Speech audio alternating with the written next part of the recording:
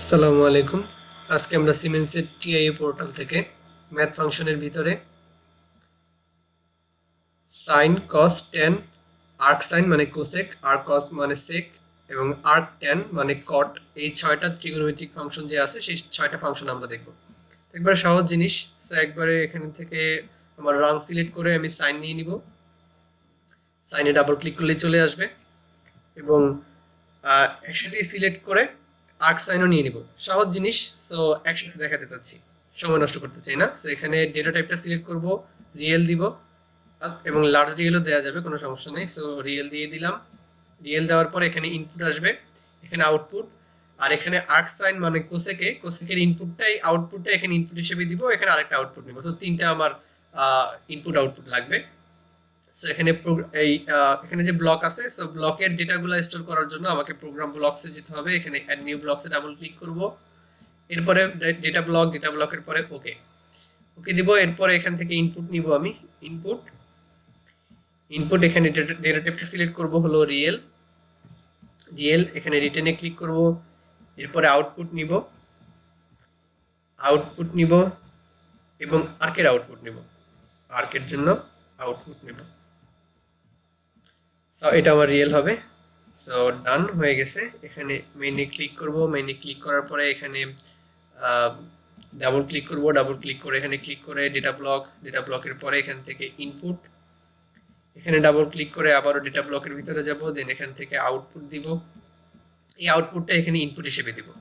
সেখানে ক্লিক করব, এখানে ক্লিক করে ডেটা ব্লকের পরে এখানে এই আউটপুটটা দিয়ে দেবো, মানে এই আউটপুটটা এখানে ইনপুট হিসেবে ইউজ করব।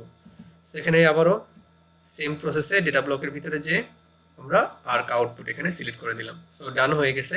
প্রজেক্টটা লোড করে নিচ্ছি, দেন লোড দিব, দেন হয়ে গেছে ডান।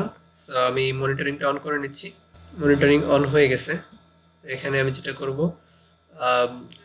ডাবল ক্লিক, মাউসের রাইট বাটনে ক্লিক করে ডিসপ্লে ফরম্যাট নেটওয়ার্কে যাব। নেটওয়ার্কে যাওয়ার পরে ফ্লোটিং পয়েন্ট সিলেক্ট করব, মানে এখানে যতগুলো নেটওয়ার্কে যতগুলো ব্লক আছে সব ব্লকগুলো ফ্লোটিং পয়েন্ট বা দশমিকের ভ্যালু আমাকে শো করবে। সো এখানে হয়ে গেছে। তো এখানে সাইনের ভ্যালু দেওয়ার জন্য যেটা করব আমি, সো ধরে নিচ্ছি এখানে আমার কাছে সাইন কজের ভ্যালুগুলো দেওয়া আছে। আমি ধরে নিই সাইনের জন্য পাই বাই ফোর মানে রেডিয়ানের ভ্যালু আমাকে ইনপুট করতে হবে সাইনের জন্য। সো রেডিয়ানের ভ্যালু ইনপুট করার জন্য পাই বাই ফোর যদি ইনপুট করতে চাই, সো 3.1416 ডিভাইডেড বাই 4 আমাকে ইনপুট করতে হবে। তো এটার জন্য যেটা করব আমি ক্যালকুলেটরে চলে যাব।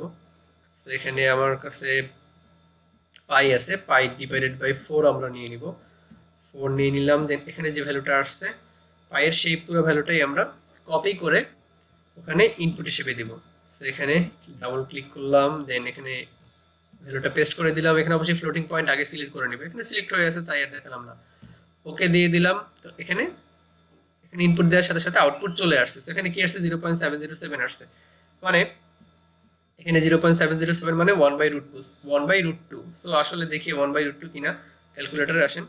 সো এখানে 1 ডিভাইডেড বাই √2 ইকুয়াল, সো 0.707106 যা আছে সেটাই আসছে। আমি চলে যাই ওখানে, দেখেন 0.707 যা আছে সেটাই আসছে। সো এটাকেই আবার ইনপুট হিসেবে এখানে দিছি ইনভার্স অফ সাইনে। সো ইনভার্স অফ সাইনে যে ইনপুটটা দিতে হবে সেটা হলো আমার এই ইনপুটটা দিলে আপনি এই রেডিয়ানের ভ্যালুটা পাবেন ইনভার্স অফ সাইন বা আর্ক সাইন অথবা কোসেকের ভিতরে। এটা দিছেন, পাই বাই 4 পাইছি আমি, সেটাই এখানে শো করতেছে। তো এই দেখেন এই আউটপুটটা এখানে ইনপুট হিসেবে দিছি আর এই ভ্যালুটাই এখানে শো করতেছে। ওকে, সাইন শেষ। সাইনের পরে এখানে ডাবল ক্লিক করে আমি কজ নিয়ে নিব। কজের পরেই আর্ক কজ নিব, এখানে ডাবল ক্লিক করে আর্ক কজ, দেন এখানে ডাউনলোড দিয়ে দেই, দেন লোডের পরে মনিটরিং। আচ্ছা ঠিক আছে, এখানে কি শো করতেছে দেখি। কজ আমি এখানে পাই বাই 4 ইনপুট করছি। আচ্ছা ঠিক আছে, দেখেন চলে যাই এখানে পাই বাই 4, কজের পাই বাই 4, দেখেন কজের জন্য পাই বাই 4 ইনপুট করছি, এখানে 1/√2, সো 1/√2 এর ভ্যালুই শো করতেছে আমার ওখানে। সো আমি এখানে আসলে এগুলোর জন্য সময় নষ্ট করতে চাচ্ছি না, খুব সহজ জিনিস। কজের জন্য আমি পাই বাই 4 ইনপুট করছি, এখানে 1/√2 শো করতেছে, আর এই 1/√2 এখানে আর্ক কজে দিছি, তো এখানে আমাকে পাই বাই 4 এর ভ্যালু আবার দিছে।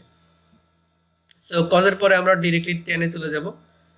10, এখান থেকে আর্ক 10 বা কট সিলেক্ট করব, দেন এখানে ডাউনলোড করে দিব।